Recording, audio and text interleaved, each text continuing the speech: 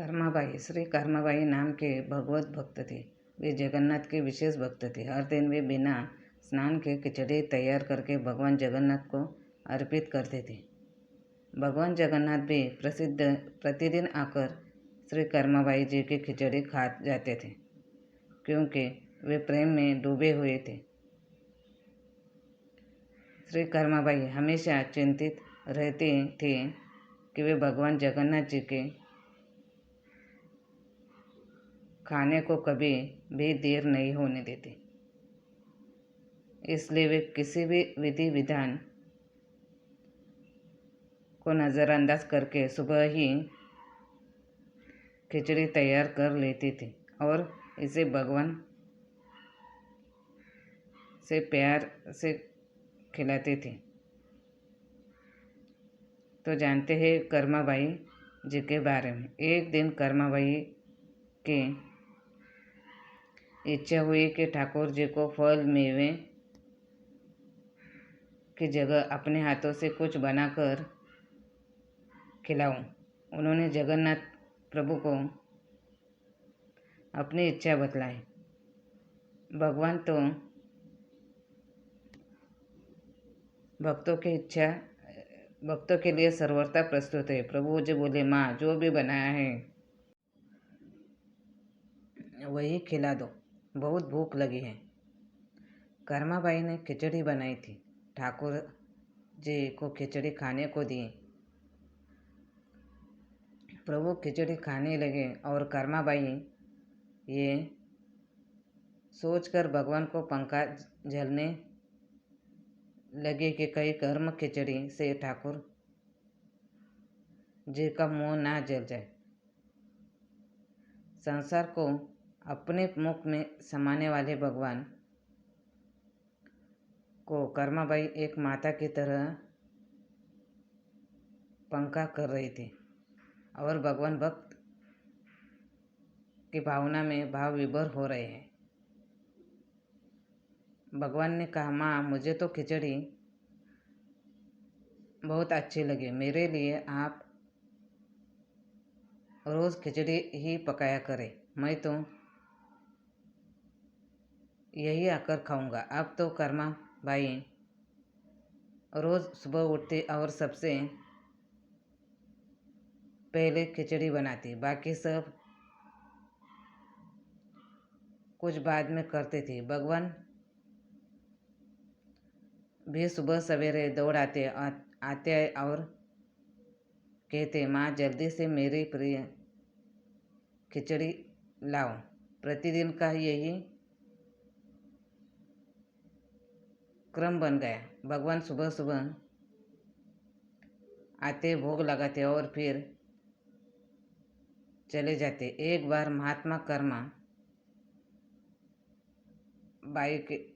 एक महात्मा कर्माबाई के पास आया। महात्मा ने कर्माबाई को सुबह सुबह खिचड़ी बनाते देखा तो नाराज होकर कहा, माता जी आप यह क्या कर रही हो? सबसे पहले नहा धोकर पूजा पाठ करने चाहिए, लेकिन आपको तो पेट की चिंता सताने लगती है। कर्माबाई बोली, क्या करूं महाराज जी, संसार जिस भगवान की प्रजा पूजा अर्चना करता है वही सुबह सुबह भूखे आ जाते हैं। उनके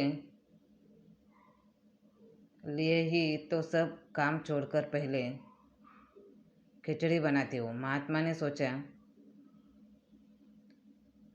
कि शायद कर्माबाई की बुद्धि फिर गई है। ये तो ऐसे बोल रही है जैसे भगवान इसकी बनाई खिचड़ी के ही भूखे बैठे हुए हैं। महात्मा कर्माबाई को समझाने लगे, माता जी तुम भगवान को अशुद्ध कर रही हो। सुबह स्नान के बाद पहले रसोई की सफाई करो, फिर भगवान के लिए भोग बनाओ। अगले दिन कर्माबाई ने ऐसा ही किया। जैसे ही सुबह हुई, भगवान आया और बोले, माँ मैं आ गया हूँ, खिचड़ी लाओ। कर्माबाई ने कहा, प्रभु आप भी स्नान कर रही हो। मैं थोड़ा रुको। थोड़ी देर बाद भगवान ने फिर आवाज़ लगाई, जल्दी करो माँ, मेरे मंदिर के पट खुल जाएंगे, मुझे जाना है। वह फिर बोली, अभी मैं रसोई की सफाई कर रही हूँ प्रभु। भगवान सोचने लगे कि आज माँ को क्या हो गया है, ऐसा तो पहले कभी नहीं हुआ। फिर जब कर्माबाई ने खिचड़ी परोसी तब भगवान ने झटपट करके जल्दी जल्दी खिचड़ी खाई। परंतु आज खिचड़ी में भी रोज वाले भाव का स्वाद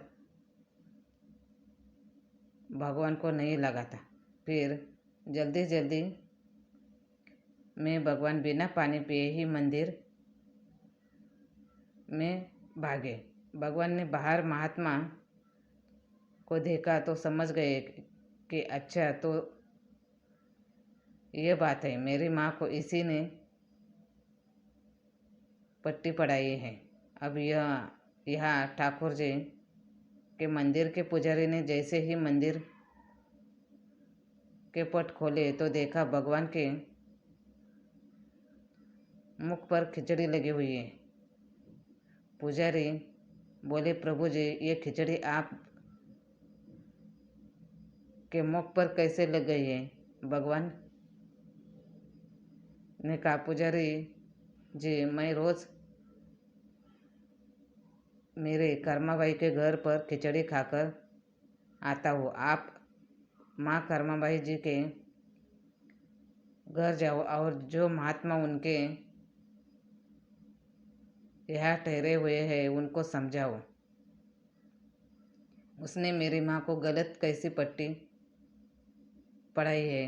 पुजारी ने महात्मा जी से जाकर सारी बात कही। भगवान भाव के भूखे हैं। यह सुनकर महात्मा जी घबराए और तुरंत कर्माबाई के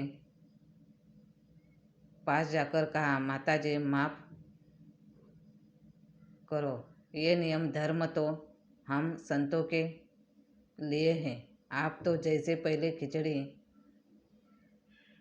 बनाती हो वैसे ही बनाइए। आपके भाव से ही ठाकुर जी खिचड़ी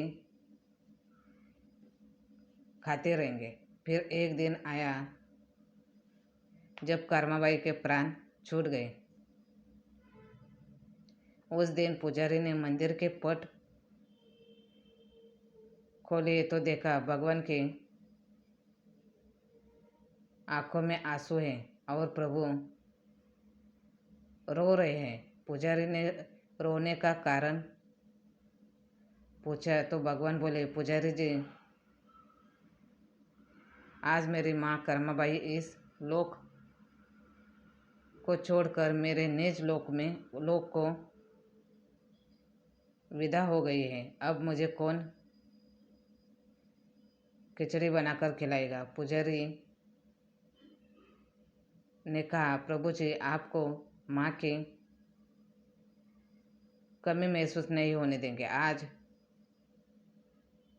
के बाद आपको सबसे पहले खिचड़ी का भोग ही लगेगा। इस तरह आज भी जगन्नाथ भगवान को खिचड़ी का भोग लगाया जाता है। धन्यवाद।